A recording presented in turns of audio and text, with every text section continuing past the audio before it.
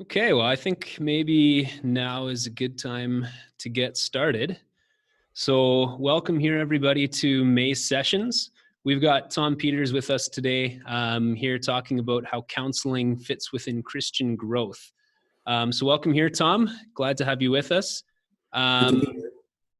Yeah, how about, I guess, before we get started, it'd be nice to get to know you a little bit and maybe start by telling us in what ways you're all connected at Emmanuel. Sure, Kyle. I'm connected. I've been a part of Emmanuel for 12 years. It's been my church. I have been involved in a few different ministries in the church. The Stephen ministry has been the one that I've been involved with probably most extensively, and was in that for 6 years, as well as I was involved in the Grief Share and bringing it there and being a part of that for a few years. Okay. Yeah. Yeah. And so, I mean, those tend to or seem to align, I guess, with the fact that you're a counselor, have your own practice. Maybe tell us a little bit about how you got started in the field of counseling. Why did you decide that was something that you wanted to do?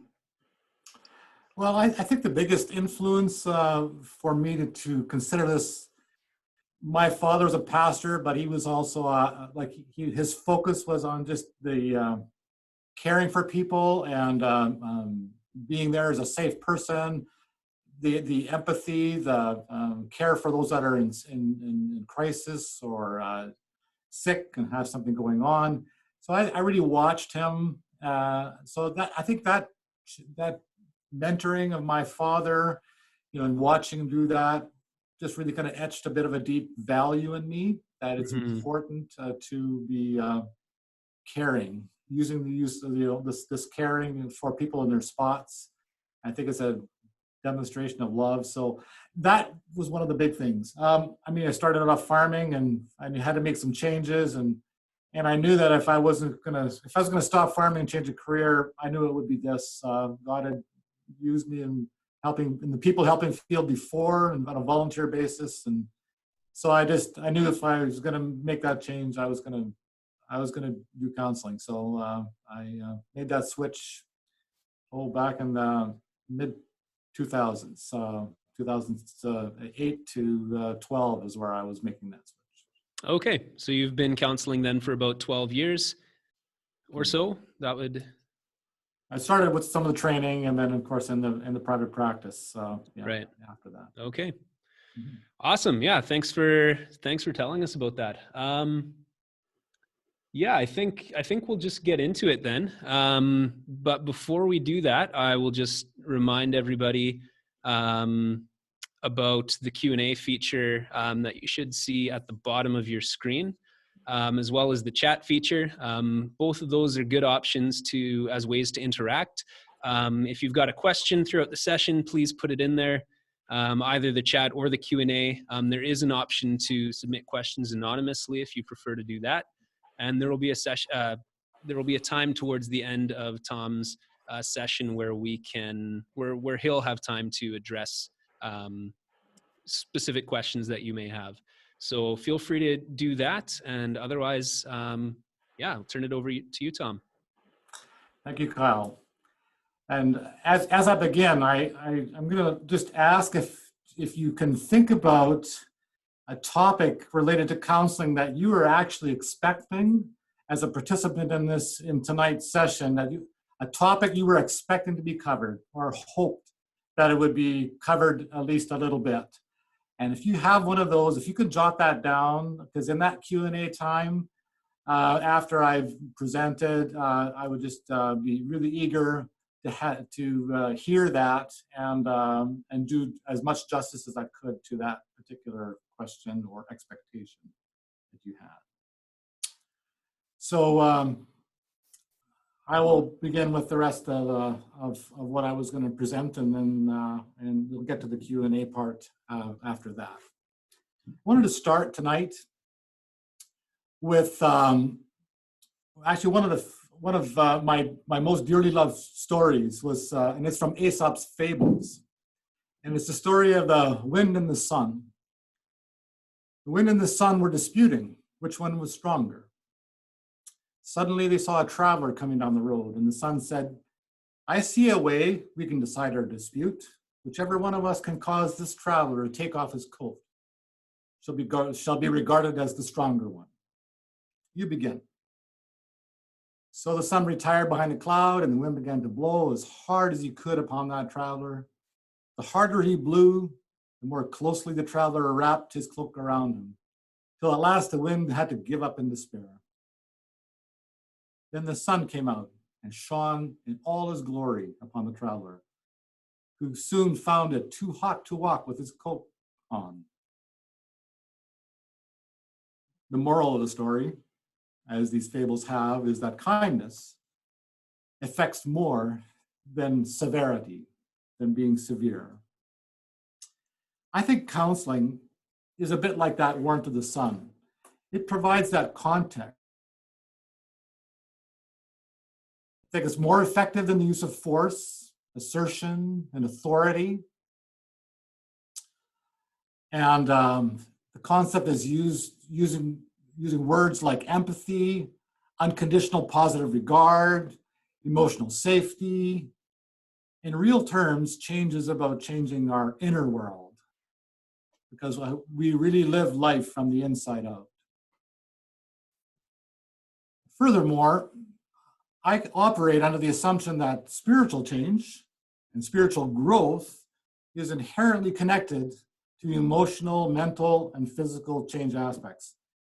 So in reality, these occupy the same territory.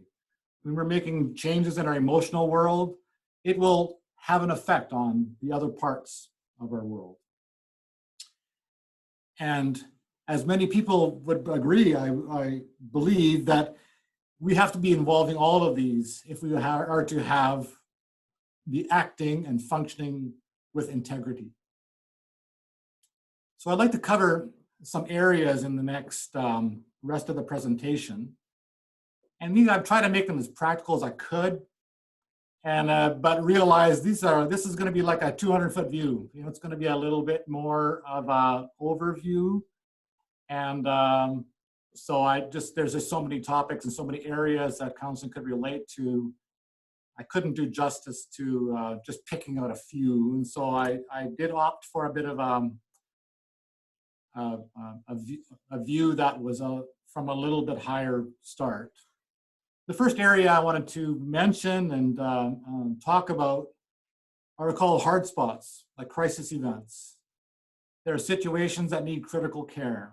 The stakes are high, and getting the responses right, if we can. The pain and intensity of the emotions that are there create a vulnerability that just needs some safe support. It's actually really hard to think well when intensity is high.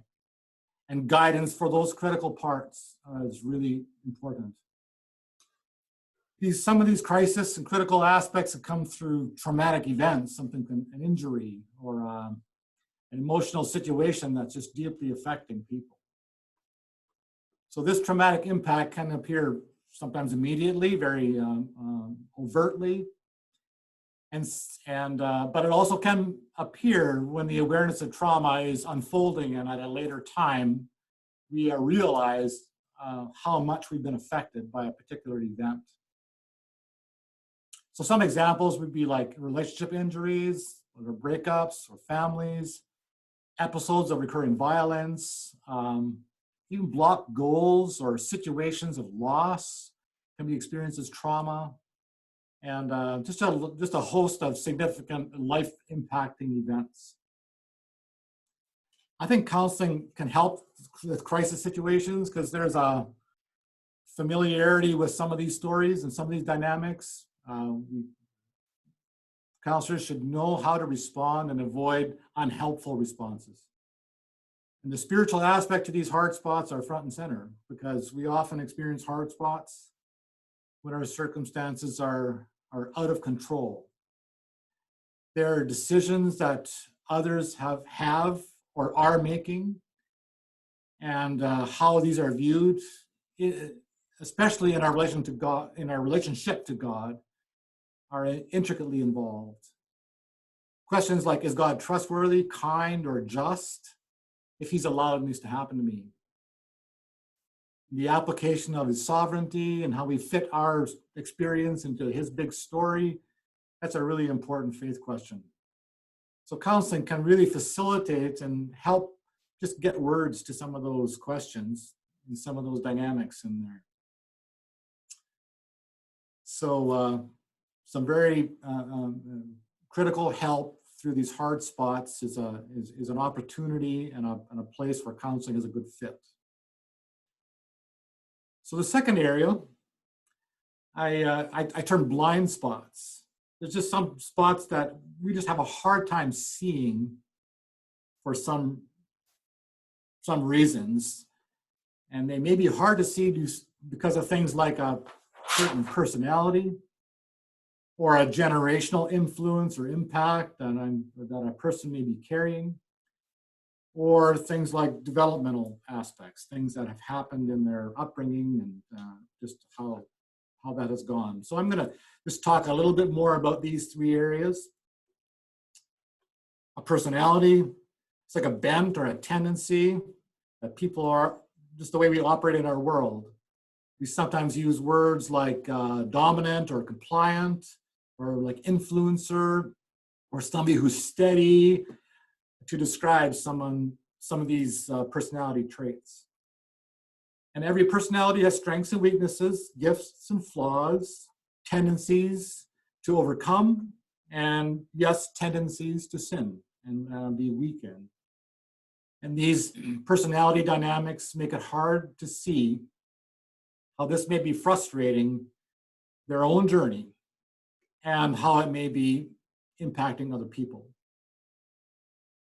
Counseling has that study of lenses and styles and experiences that can bring some feedback and insight into specific personality, and therefore it can empower people to use their bents in the most healthy way.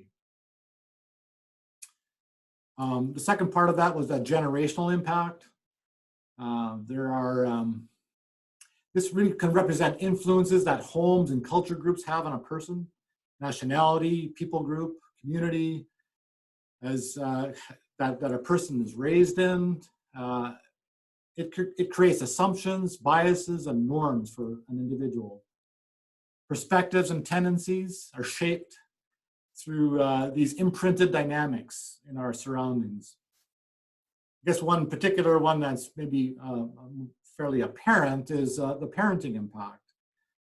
It has a major force that we believe, an imprinting that happens, assumptions and unconscious aspects are formed and through some attachment bonds that we have to our parents and our caregivers.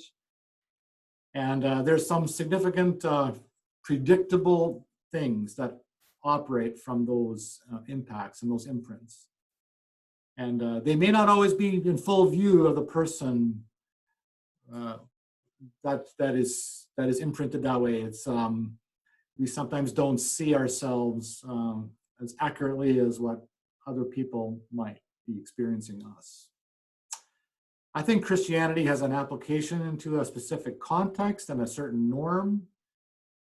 And so there's going to be an application of how our Christianity looks according to how we've been shaped. And certain non-norms come from that as well. There's some things that may be harder for us to do because we've been imprinted a certain way. So an understanding of what's acting on us that way is something that a counseling connection and some counseling work can be helpful with. The other aspect I mentioned here is called a developmental aspect. And there's so much to say about developmental stuff. It's like attachment bonds or shaping events on children in their early years. There's also learned behaviors from certain behavioral norms within families and community groups. We do what others are doing as well so often. We can also speak about perspective and about how we think, like in ways of like biases or assumptions or expectations. And these are learned and taught in various ways, like in teachings and rules and narratives. But probably I think I'm going to be emphasizing the emotional climates that are in our shaping influences aspects during our development. Emotional regulation, being emotionally congruent with way life is, what's going on. Do we feel, our feelings working alongside of us and helping us in that way and informing us in that way? Or if it's not working well, our feelings are actually kind of going counter to and making emotional binds within us. And certainly the aspect that is so closely, I think, related to the emotional life is the spiritual aspects of developmental, like teachings, moral norms, modeling of Christian integrity. I talked about my dad being an influence and an impact on me. Just so much enjoyed how God has allowed that in my life, and appreciate and thank him for that. So just the impact of being in a Christian environment, and being taught, and being modeled in Christian growth. The last little point I want to talk about in this whole area of blind spots would be differences. There's a lot of differences that are validated within Christian traditions. I'm thinking specifically about spiritual giftings that are acknowledged in Scripture, personalities. We know that even among Jesus' closest disciples, there's a variation in personality. So there's just a validation that it isn't about being same. It's about being godly within our uniquenesses. Say it that way. So, and these differences often provide just great opportunities to exercise grace, to strengthen the community, and I think actually to even learn to adapt to how we can use our bent and our difference, and how we can accept a difference that somebody else is bringing with them. So another area that I wanted to talk about, this is really called unaware spots, just a lack of correct and helpful information about a particular topic is just another area that counts and contributes a lot. There's a lot of teaching that happens, psychological teaching that is overlapped with Christian teaching. That's just because these are all part of our integral growth. They occupy, like I said earlier, the same territory. Some of the greatest thinkers in the last 100 years have actually brought some significant insight into how people function. Maybe not only in the last 100 years, but certainly the practice, the discipline of psychology has been focused on that. So the presence of that kind of information about human behavior and what's disruption in functioning and how people are functioning well and adapting well, these things are understood and organized into a language, a common language. And so that it really can be described, and so we can understand and have some kind of a way of identifying what's going on within a particular person or within me. And God, he has a relationship with us. His own internal dynamics is part of this. We're created in his own image, and that might well be included in all these abilities to be relationally functioning and how some of these functionings are working or being challenged within us. The fallen state of mankind hasn't erased God's image from me or you.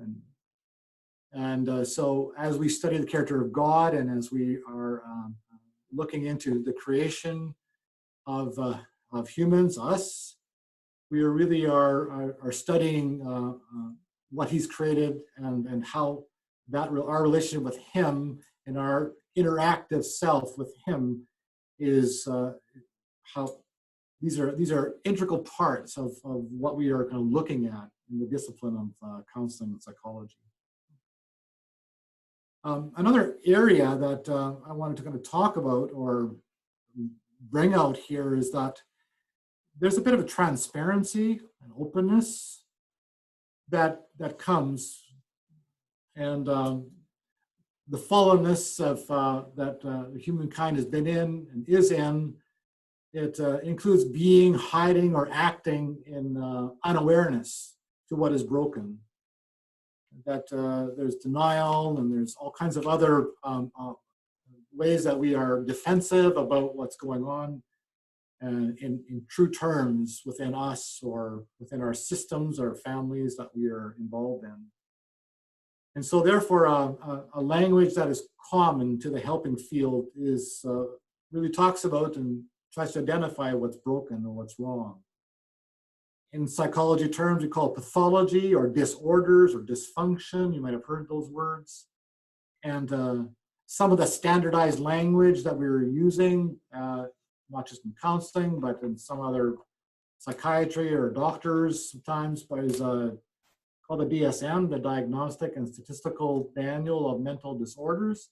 And it's just a kind of a way that we're effort to standardize language. So one person noticing something and describing it one way, that description is going to be understood by somebody else who can just understand the definition of that. Another little area I wanted to kind of talk about in this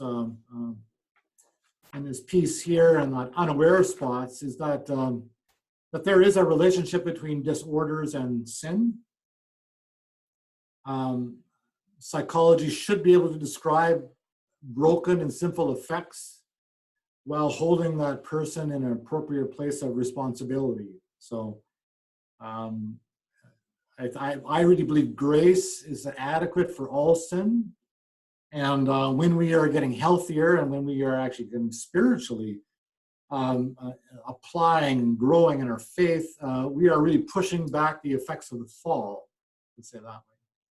And as we lean toward these ideals that God has in scriptures. So these concepts, in my understanding, they actually are congruent. They are side by side. They flow along the same lines between spiritual and psychology languages.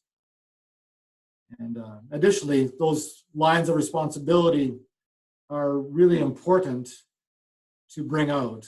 And so there are, just because we can describe it in a normalized term or a common terms, doesn't necessarily mean that people are not responsible for how they are functioning or not functioning. I think that there is a line of responsibility that is appropriate, as it would be in our spiritual lives. There's a certain responsibility we have to respond to God, even though we know we won't ever become perfect in our in this world, on this side of heaven. We have two more spots that I'm going to go over. Second last one here is called danger spots. There are some aspects in this fallen world that are where emotional, spiritual, mental, and physical safety are just not guaranteed. There's danger that lurks in broken people, like in various ways, abuses and so forth. Broken systems that are not equal, inequities, or a lack of justice, and broken environments. There's governing bodies, whether there's local bodies or larger bodies, governmental things or ecological things. So there's danger and there's hurt, and there's people that are probably very close to us that are experiencing hurt and danger that way. the creation of safety through a few areas. I'm going to talk a little bit about shelters, safe people, and a restorative sanctuary, a restorative place I think are needed. The shelters may be most obvious. They're physical structures or homes or centers or places of safety from physical and emotional harm. That is needed at times. Some safety efforts our communities have created have come from the values that Christianity esteems, like protection from violence, from protection from threats of harm and abuse, the exercise of choice and consent, and we should have our own empowerment or agency. I think that those are all aspects that Christianity supports and would be connected to that. So physical spaces are important for providing this for some people in some situations. So there is a front line of safety when conflict is highly escalated or unsafe. And that can be through disorderedness or some other compromise like intoxication or criminal involvement and so forth. So sometimes people are in need of safety, and counseling can sort of direct and help organize and bring people to places of safety. Secondly is that safe people who can advocate and for safe and just treatment for anyone who may need this. There's a trust factor in being a safe person. This can be incredibly helpful for somebody who is affected and in a state where they're just don't feel safe and are impacted deeply. So some guidance by a safe person it can be very, very critical and helpful for people that are in certain spots. Last little area I want to talk a little bit about is that I call restorative sanctuary. These would be like healing aspects, centers of healing that provide pathways to being restored. I think the Bible is primarily a story of redemption. It's God has come and not only died for us, but he's given us that grace so that we can be not just have eternal life, but have some aspects of our life here restored and redeemed. And I think counseling is a bit of a part of that. It's a spoke that can be used. And it does some of these things through things like being confidential or confidentiality, so that there's a protection of privacy and the safety that way. It also does with competent guidance. This is it's an informed area, so we study and we are under supervision and some other aspects of training that help us to get specific knowledge. And the whole industry and the whole practice is there's a commitment that we should be doing no harm. And so we're wanting to choose and be discerning in how we're helping people. So when we're using healthy self-care and boundaries, people can manage their own risks. And so we're providing opportunities and tools for that to happen in people's lives. I think counseling is really kind of poised well for bringing safety to some of these danger spots that people find themselves in. And so the ability for each people to make healthy choices, especially in the context of danger, would be very important. So the last area I want to talk about here tonight is called balance spots. God has made us to have a healthy function when we're in our integrity. There's a completeness, a representation of all the parts, and a place for all the resources that he's created for us to use. And so that, and these are all our responsibilities and our opportunities we have.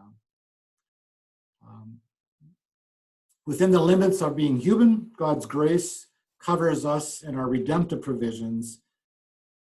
Under that, we have the responsibilities that we are to have dominion over every living thing, like it says in Genesis.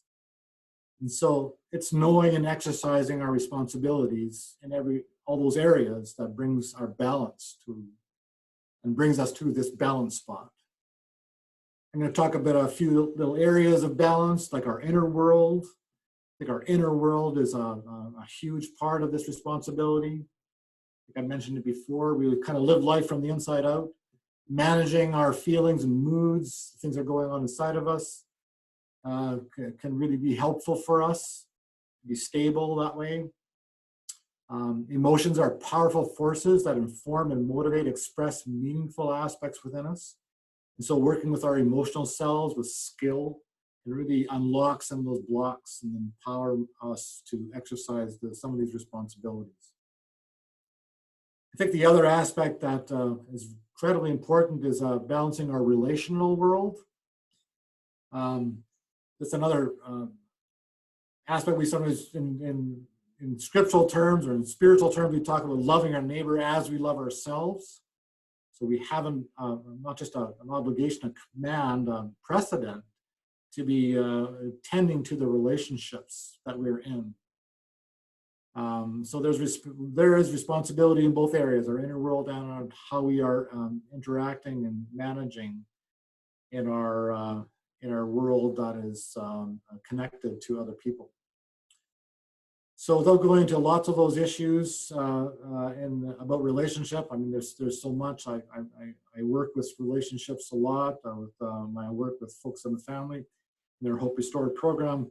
But managing these emotional aspects is another aspects where this becomes a critical piece in how we are able to be relationally well and how we can exercise and move toward healthy relationship. So these balance spots, I think, are really well suited to be addressed in a counseling situation. There's often a lot of personal information. I call it some private information that may not be just appropriate for public, just to be open to in that part of it, whether it's due to its sort of private nature or just how safe a person feels. Sometimes these stories involve other people, and disclosing of other people's information requires confidentiality and a discerning context. And also they're in a context of a broken world where there's many aspects to these stories that are very, I'm going to call ugly, or they just don't look that nice. And so the presence of grace and redemptive support and empathy in all of this, so we can really be that, like the sun is to that traveler, we can be impacting them with safety and with warmth, so we can be a safe person for them. And so that part of it is related to the relational aspect of in our balance parts. So I just want to end this part of the talk with I think there's a need for kindness, grace, and empathy, and those aspects really position counseling in a good place for processing some life events. And so, as the fable indicates, kindness is more powerful than severity, and I think this practice has been created and crafted to intentionally harness those pieces and bring them to a situation that a person, you and I, might find ourselves in. So that's a bit of an overview on some spots. Like I said, I think it's maybe a broad 200-foot overview, but I just really wanted to allow some time and encourage you, if you have an area that you wanted to have a question, or you want an area that you want to have addressed with a little more information or detail. I'm really open to do that, and so I hope that that's something that you would feel confident and free to do that. Okay, thank you, Tom. We do have a couple questions that came in. While Tom addresses those, you guys can feel free to keep putting more questions into the chat as they come to your mind. Mm-hmm. So this first one, I'll just read it out here. How do you get somebody to seek counseling when they don't believe that they need it, yet it's clear that they do? Yeah. And it would be great if we had power sometimes. We might think it's great if we would have power sometimes to change somebody's mind and to really kind of, in essence, manipulate their motivation to change. I think that the best we can do is influence. And I'm going to maybe just talk a little bit about relationship stuff, because I think that this is often a question that comes in relationship aspects, because there's within a relationship, particularly a marriage, a close relationship, or a family, there's a sort of a commitment, and we're locked in this, we're committed to this, we want this, and there's often what I call a reactive cycle that can be present, that really kind of pushes people into some corners and a way of reacting that makes it very difficult for them to be well. And so one of the aspects is about de-escalating that reactive cycle, because sometimes, even though that may be very apparent, very obvious to one person or everybody else, they're making that decision and they're being locked up for some reasons. And so again, some exercise of curiosity as to why they might be resisting, or what they think is the issue, or do they feel that they're going to be their choice and their agency is going to be respected. I think doing that can be really helpful, Kyle, and for whoever that's asking that question. Sometimes there is a naiveness or just a lack of information, about what how things really could be. What's healthy and what's achievable, because we are often in places because they're familiar to us, and change is hard. Sometimes even hard for us to imagine, and maybe even harder for us to believe that we could actually do that and be somewhat different. And so some imagination, some dreaming about how it might be different, I think is whatever could facilitate that. Sometimes we see it in other people that have some of those traits and experience some of the things that we would like, freedom from addictions, or have some kind of safety in their relationships that we would love to have, or maybe even just a freedom from some emotion states like depression that can just really be so painful for people to be in. Mm-hmm. So there is that imagination aspect as well, that we could do that. But usually pressuring and mandating people is I call it a last resort, because it is really kind of trying to overwhelm their no and their resistance with force or ultimatums. And I'm not saying that there isn't a place for ultimatums, because there's sometimes we need to kind of make a hard decision to what I call try to save something bigger.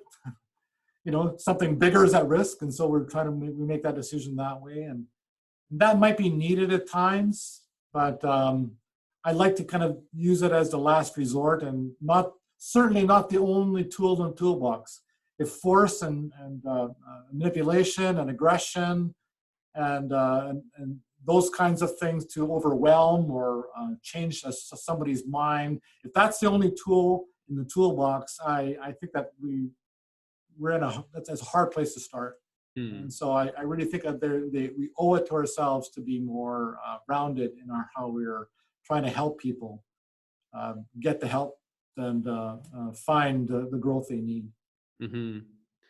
Yeah, and I guess with that too, like I know counseling can sometimes have a bit of a stigma that's associated with it, right? Like people think I'm healthy, I'm functional, I don't need to seek counseling. Like, what would you say to somebody who had that posture? Yeah, and that again, I think a little bit of information about, I mean, the whole thing, am I crazy? You know, do I have to be crazy to go to a counselor? And to sort of break through some of that. It is actually not, um, that is not a prerequisite to go to a counselor. And that is not the place, you know, that fits. I think that it's really, counseling is situated to bring some clarity, some support, some opportunities to some area, and this could really be in a positive light, in a growth area. It is really just bringing more tools and bringing more specific information to somebody or a situation, so they can actually handle that better. So counseling, I think, is probably better described as it's to empower, enable people to make and to actually make some progress in what they're doing, and have some more tools to do it with. Mm-hmm. It's to make them stronger and make them more complete and make them empower and equip them more than it is to you say, oh, you need correction, or you need to kind of, have some kind of, thing pointed out to you that you're so wrong and broken about. But Kyle, that's a really important point. I think a lot of internally, we sometimes think, when we're going to a counselor, are we sort of admitting that there's something wrong with me, and how does that kind of look to somebody else? Somebody else knows that that's what I'm doing, or they're advocating they want me to do that. Does that mean that they think less of me?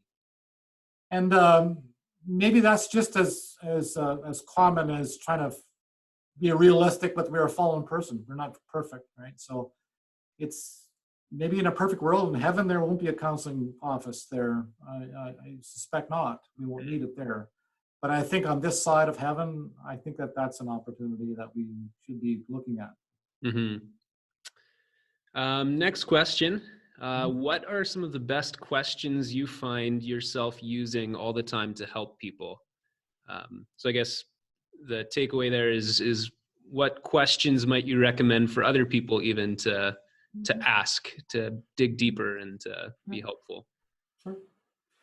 Yeah, and maybe I'll preface that a little bit. I mean, I think the processing of the emotional aspects within people is what I believe is a significant aspect to get change going. And so I would ask questions like, and so how does all of that make you feel? Because you'll get a long story, you'll get a very loaded story, very often a very emotionally challenging situation described to you. But in the end, they may be powerless to do something about the rest of that story, but the whole power of that thing is they're feeling something. Mm-hmm. They're the feeling and what their emotional state is because of that is very current, very, very in the moment, and I think is actually making the biggest change in their life right then. So if we can alter and focus our attention on that part of it, I think that then we're putting our attention into an area where we actually have the most power. We can work with the things that we feel, and so that would be one of the questions I would use quite often. I think that there's also a bit of assurance that this isn't about judgment. This isn't about whether there's sins, or whether there's brokenness, and whether there's things that are being talked about or opened up with that are hard and shameful to say. This is, that there's acceptance about that. We have a common human experience, and so sometimes I will just give some assurance and say, you know what, your story and what you're experiencing is the most important thing here, and so don't worry about what I think about or feel about that. Can you just I'm really interested and curious to know what's happened to you and what's going on for you. So I call that a bit of a non-judgmental stance. I'm really interested and curious about that. But I mean, maybe the other aspect is not the questions we use, but as much as how are we listening? Tending carefully attending carefully to the story without actually interpreting it for them, listening to it, reflecting it back. This is what I'm hearing you say, and just being in that, I call that safe listening zone. It's incredibly powerful. And so I think when we're doing that, it isn't necessarily the certain words we need. We actually just need that posture, that opening posture, that we're open to can bring their story, and we're hearing it, and we're wanting to kind of have them disclose what's going on inside of them. And so I'm going to say it that way. It's there's some lines I use in that, and to try to encourage that. But it is really about, I just want to hear it all. Mm-hmm. I think I've heard a term that's maybe what you're talking about, called active listening. The idea that often in conversation, we while the other person is talking, we're already formulating what we're going to say back to them or what we're going to ask them. And while we're thinking about that, we're not actually necessarily listening to what they're saying. And so I know one teacher that I had heard from, he would, every time he would ask for feedback, he would listen to what you had to say, and then he would go, so here's what I think you're saying, and then he'd sort of give it back to you in his own words, right? And then kind of get the affirmative. Is this actually what you're asking? Is this kind of what you're saying? Just to make sure that the person feels heard, right? So. Yeah, like a paraphrasing back can really be something that could confirm that the listener has actually got what the speaker is saying. Mm-hmm. And it's a discipline, it's a practice that can really help us stay in that groove. I think you're so right, Kyle. We're often not good listeners. We're speakers in waiting. We're actually kind of formulating what we want to say back. And it's very challenging sometimes for us, and especially if we know it's common, familiar, we've been through this thing over and over, we can just shut it off. And I think that just doesn't help us in how we can be with resolving issues and being with people. Yeah. This next one is fairly open-ended. Basically, how does counseling fit into discipleship? So just try to interpret that a little bit. How do you see counseling fitting into discipleship? Maybe if somebody were to seek counseling as part of their discipleship process, or what that all looks like. Yeah, and usually I would try to kind of screen for where's the challenges coming from, and what are the challenges that are in front of the person, the disciple who's learning and growing, because there will inevitably be a few areas or some aspects that are going to be more of a central focus or a central challenge for a person. And so counseling, I think, can actually help with unpacking, identifying how some of their emotional aspects of that particular dynamic may be at play. Sometimes when we're wanting to grow as a disciple, we have our ideals, we have our outcomes that we want. We want to be a certain kind of a person, a certain kind of a witness. We want to do a certain kinds of activities. We want to emulate a certain thing. And so we have those in our minds, but it's what kind of a road is it for me to get there? And I may have a unique situation or a unique dynamic that I need to address. And I think counseling can actually help with those spots, those trip-up spots. And so I think that there's an application there. And so I as a Christian counselor, I will encourage, I will pray, I will just invite people to share their strengths and with their victories as well. But I really am looking for, where is it hard for them? Where is it, what aspect is going to be difficult for them to overcome? Mm-hmm. because they will most likely feel as a failure as a Christian if they can in that particular area. Mm-hmm. All right. Got one more here, I think. What factor or realization helps people make real change? I guess, yeah. Good one. Good. I love these questions. I thank you so much. I think that I think one of the bigger ones is that, I mean, I don't know if I could just distill it to just one, but one of the bigger ones is that it isn't about waiting for everybody else to change or my circumstances to change. You know, that when we're expecting that the distress, the hard spot, or the hard dynamic is going to be corrected once that person changes.